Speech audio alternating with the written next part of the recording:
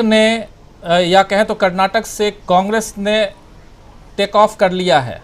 क्या कर्नाटक का रिजल्ट कांग्रेस को इतना उत्साह कांग्रेस के अंदर भर दिया कि अब आगे और जहां सामने आमने सामने की लड़ाई है वहां कांग्रेस बहुत मजबूती से लड़ती हुई दिखाई दे रही है। और इन 4 राज्यों की जो बात हो रही थी, खासकर उत्तर प्रदेश, बिहार, झारखंड और उधर वेस्ट बंगाल की अगर बात करें, तो ये सब जो एरिया है, इस एरिया के हिसाब मतलब इधर क्या कुछ आप देखती हैं?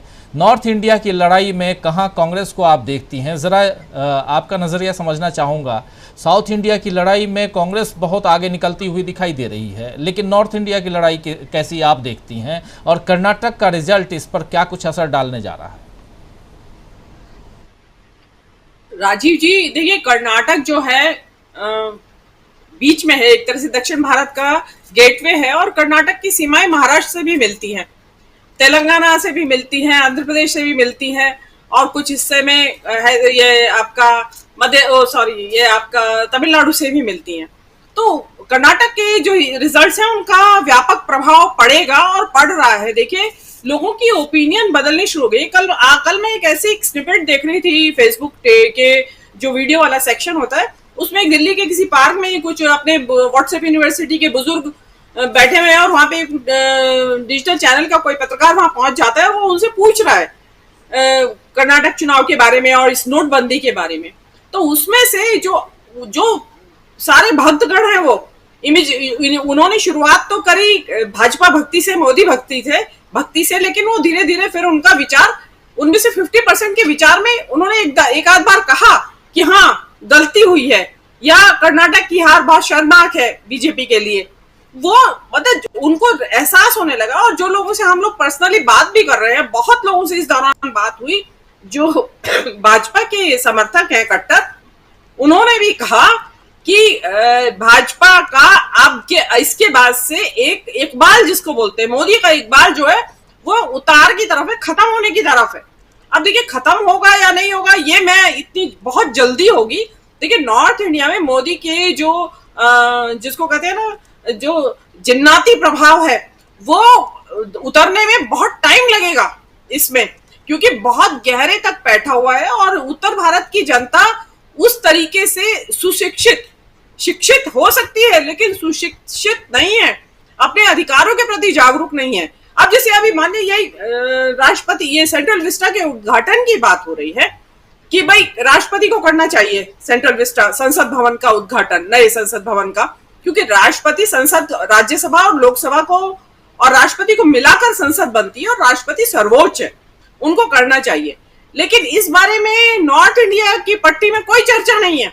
आप साउथ इंडिया की पट्टी में देखिए, बहुत चर्चा है, बहुत बात कर रहे हैं लोग उसके बारे में, तो वहां अवेयरनेस ज्यादा है। हमारे यहाँ पॉलिटिकल अवेयरनेस जो है वो कम्युनल उसके ऊपर छाया पड़ी हुई है, बहुत जबरदस्त। तो मेरा मानना ऐसा है कि जैसे जो कांग्रेस के जो राजस्थान है, मध्य प्रदेश है, या ये जो छत्तीसगढ़ थे जहां पे कांग्रेस की सरकारें बनी थी, उसमें से 2 अभी भी हैं। तो वहां देखिए, कर्नाटक से जो वहां से जो थ्रेड उठाएगी कांग्रेस, वो शायद यहाँ पे आगे बढ़ा पाएंगे, सक्सेसफुली बढ़ा पाएंगे, क्योंकि कर्नाटक, राजस्थान और मध्य प्रदेश के नेताओं के पास दिखाने के लिए जीत है, उनके सामने जीत है कि हमारे पास कर्नाटक की जीत है, और ये हमारे वहां वादे थे जनता से, और उनको कितनी जल्दी पूरा भी किया गया।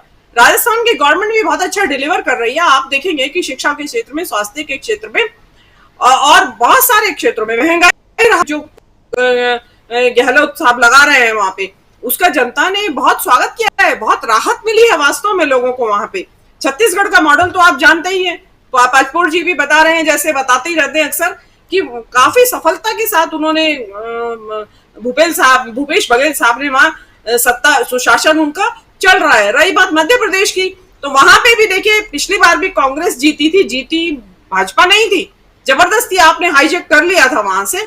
तो वहां क्या ऐसा क्यों नहीं होगा कि 2018 में अगर वहां की जनता ने कांग्रेस को चुना था, तो आज तो 2023 है, जबकि बहुत कुछ गंगा में पानी बह चुका है 2019 के बाद से, जब मोदी जीते थे। उसके बाद से तो बहुत कुछ कोविड का कुप्रबंधन हुआ है। मध्य प्रदेश की में उसमें कोई सुप्रबंधन नहीं हुआ था, वहां तो सरकार गिराई उस दौरान, जिस टाइम कोविड पीक पे चल रहा था, और सरकार गिराने के बाद उनको सुविधा आई कि हम कोविड का वो करें, कुछ प्रबंध करें, कुछ हाथ में ले। वहां याद होगा आपको, पूरी सेक्रेटरिएट को कोविड हो गया था उस चक्कर में जी। तो वो चीज वहां, उसके बाद आपका CNN है, NRC है, उसके बाद आपका 370 आ चुका है, बस एक काम नहीं हुआ है, उसके बाद से बहुत कुछ हुआ है, और जिससे कि मोदी जी की छवि लगातार उसमें धूमिल होती जा रही है। अब लोग साफ बोलने लगे कि झूठ बोलते हैं। पुलवामा का सच सामने आ गया, सतपाल मलिक नहीं बोले थे तब तक, 2019 तक। अब लोगों को लगता है कि झूठ बोल रहे हैं, डिलीवर नहीं कर रहे हैं। महंगाई देखिए, लाभार्थी का कॉन्सेप्ट जब तक नहीं आया था कि जनता 10 किलो 5 किलो अनाज के ऊपर पल रही है वहां पे, तो वो चीजें अब सबको दिखाई दे रही हैं। उनको लग रहा है कि नहीं, खाली इस चीज से नहीं होगा, खाली भोजन सब कुछ नहीं है, दवा भी है, शिक्षा भी है, कपड़ा भी है, मकान भी है, बहुत कुछ चाहिए दैनिक जीवन जीने के लिए।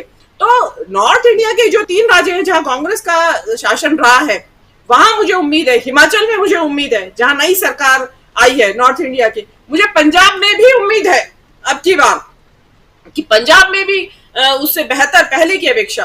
प्रोबेबली जम्मू एंड कश्मीर में कहीं कर्नाटक ना दोहरा दिया जाए दोबारा से, क्योंकि जम्मू कश्मीर के नेता की आवाम को भी देख लिया है, आवाम ने भी अपने वहां के लोकल नेताओं को देख लिया है कि वो कुछ कर नहीं पाए। 370 हट गई और नेता नजर बंद रहे, और उसके बाद भी खाली जवानी सवाल खर्च के बगैर कुछ कर नहीं पाए।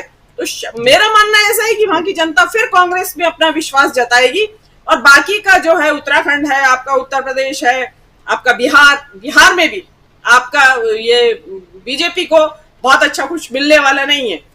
और ये आपके हरियाणा में देखिए, जो दिल्ली से लगा हुआ NCR रीजन है, उसका तो मोदी ही मालिक है मेरे हिसाब से।